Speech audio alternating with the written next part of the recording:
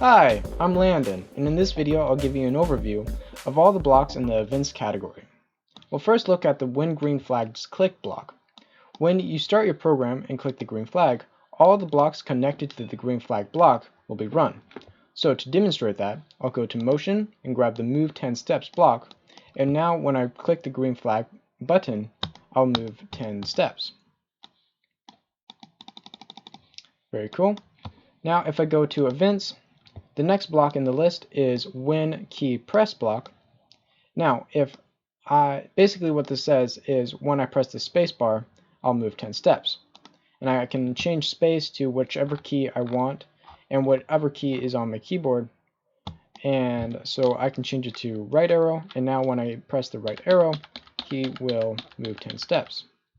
We can also use the when this sprite is clicked block and attach the move 10 steps, and now when I click the cat, he will move 10 steps. Very cool. Alright, so then the next block in the list is the when backdrop switches to a specific backdrop, then we want to do something, or in this case, move 10 steps. We only have one backdrop in our program at the moment. It's just this blank one here.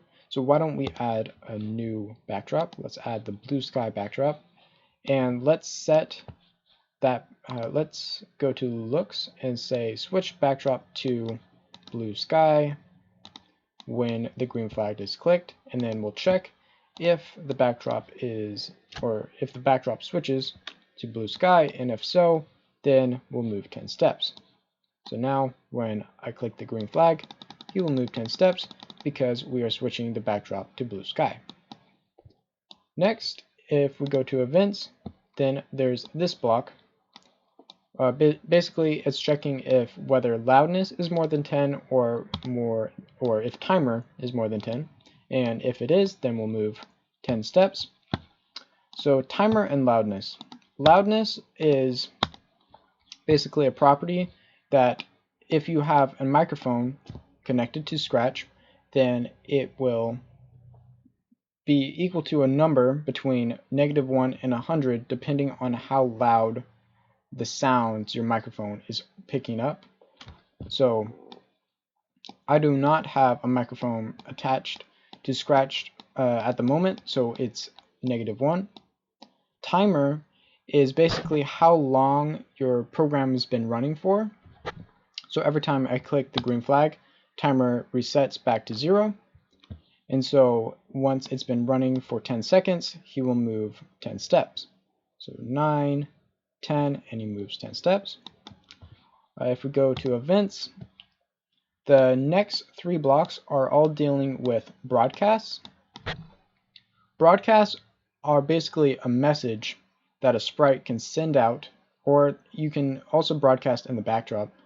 But basically it's a message you send out to the entire program, and other objects and sprites can be listening for a specific broadcast, and once they receive it, then they can do a certain action. So I'll demonstrate that now to make it more, so you can know what I'm talking about more. I'll add a basketball to our game, and basically when the basketball receives a certain message, let's say he receives the message move 10 steps. Well, we'll just say move. Okay. Now what we'll do is when this sprite is clicked, when the cat is clicked, we're going to broadcast move, and then in the ball he's listening for move. He's like, is anybody broadcasting move? If so, then I want to move 10 steps. That's what he wants to do.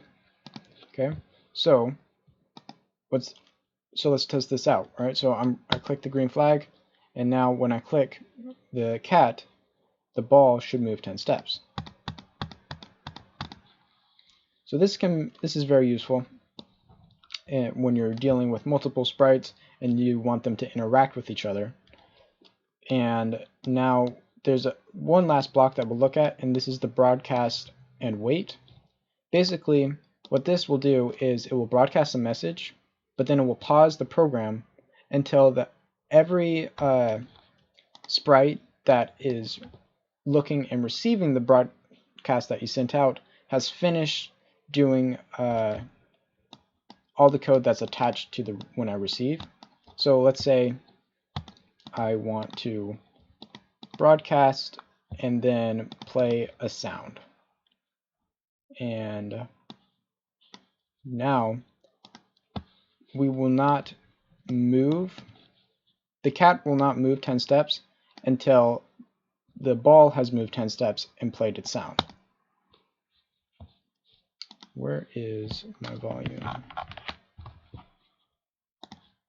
Oh, and this needs to be moved.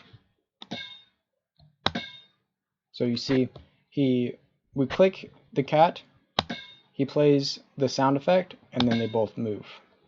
And if I were to switch out the broadcast move and wait with the broadcast move, then it would play the sound effect, and then the cat would move, and then the ball would move after him.